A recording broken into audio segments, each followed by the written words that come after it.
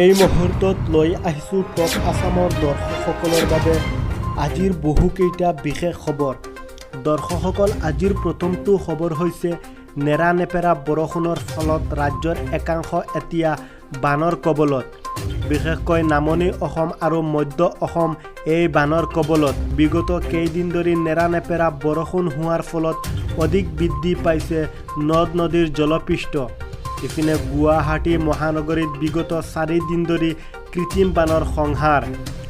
প্ৰায় প্ৰতিদিনেই পুৱা মহানগৰীৰ অধিক অঞ্চলৰ বাট পথ কঁকালভৰ্তি পানী। আজিৰ দ্বিতীয়টো খবৰ হৈছে ৰাজ্যজুৰি প্ৰাকৃতিৰ বিভীষিকা চলি আছে। নেৰানেপেৰা বৰষুণৰ ফলত ৰংগা নদী আৰু নিপকু নদীৰ বান্ধ খুলি দিয়া হৈছে। নিমিষতে পাহাৰৰ পৰা নামি আহিছে পানীৰ ডাল।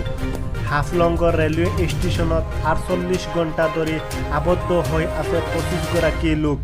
হেলিকপ্টাৰৰ জৰিয়তে উদ্ধাৰৰ প্ৰবল চেষ্টা চলি আছে। ভূমিস্খলনৰ এনে ভয়ংকৰ ৰূপ কেতিয়াও দেখিবলৈ প্ৰত্যক্ষ কৰা নাই হাফলংবাসীয়ে। দলগুৰিতো ফেনে ফুটুকাৰে বাঢ়ি আছে কলা নদীৰ পানী।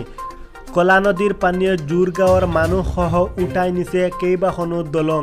সাগৰ পৃষ্ঠ পৰিৱেশ সৃষ্টি হৈছে ডিব্ৰু চৌখোৱা ৰাষ্ট্ৰীয় উদ্যানত।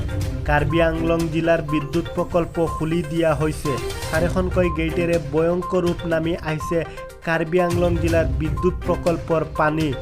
কাছাৰৰ কাটলিগড়াত বানপানীৰ ফলত নিৰুদ্দেশ হৈছে এগৰাকী 9 বছৰীয়া কিশোৰী।